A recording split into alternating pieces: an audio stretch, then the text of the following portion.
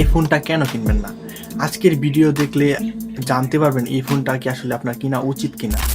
Recently release হওয়া Oppo A6X এই ফোনটা নিয়ে আজকে আলোচনা করবো। তো বেশি কথা পারবো না, তো চলুন শুরু করা যায়। ফোনটা 4128 ভেরিয়েন্টের দাম রয়েছে 19,999 টাকা এবং এই ফোনটাতে চিপসেট প্রসেসর ব্যবহার করেছে Snapdragon 685 processor 64 bit 6 nanometre processor. মোটামুটি মিড রেঞ্জের যে গেমগুলো আপনি অবশ্যই এখানে প্লে করতে পারেন।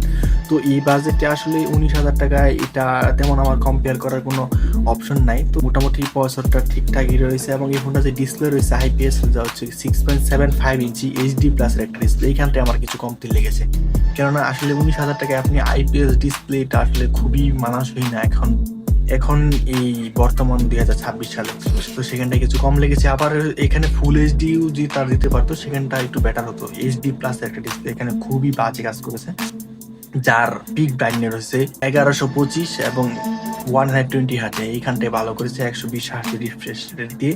এবং এই ফোনটার যে ক্যামেরা রয়েছে 50 মেগাপিক্সেল 1.8 ওয়েড অ্যাঙ্গেল, যা হচ্ছে গিয়ে 8150 ইন্টু 6150 ইমেজ রেজলিউশন রয়েছে এবং সেলফি হচ্ছে 5 মেগাপিক্সেল। আসলে 5 মেগাপিক্সেল হলেও তো কিছুটা কমতি যদিও করা যায়। তো ক্যামেরার যে কোয়ালিটি সেখানটায় আসলে তেমন আহামরি লেভেলে কমতি করা যায় না। তো সেখানে আপনি ভিডিও রেকর্ডিং করতে পারবেন হচ্ছে ফুল HD প্লাস এবং HD প্লাস। হ্যাঁ, এখানটা হচ্ছে কি আপাতত 2K নিয়ে আসতে পারতো, সেখানটা হচ্ছে কি ফুল HD প্লাস মোটামুটি চলে।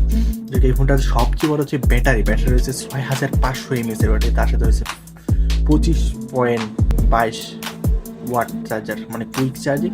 তো এখানটা হচ্ছে কি চার্জিংটা আরেকটু বেটার করতে পারতো, যেহেতু কুইক চার্জিং মোটামুটি ব্যাটারি ব্যাকআপ অনুযায়ী মোটামুটি ভালোই। তো এখন এই ফোনটা যদি সব দিক বিবেচনা করে দেখেন যে আসলে এই ফোনটা আমার কিছু ক্ষেত্র আমার কাছে খুবই খারাপ লেগেছে। তো আসলে এখানটায় তাদের হচ্ছে ডিসপ্লেতে আর একটু নজর দেওয়া উচিত ছিল। সেখানটা হচ্ছে গিয়ে ক্যামেরাটা মোটামুটি আউটপুট ছিল, বাট হচ্ছে গিয়ে চার্জারটা আর একটু তাদের আপডেট করার প্রয়োজন ছিল, আমি মনে করি যার এতটুকু।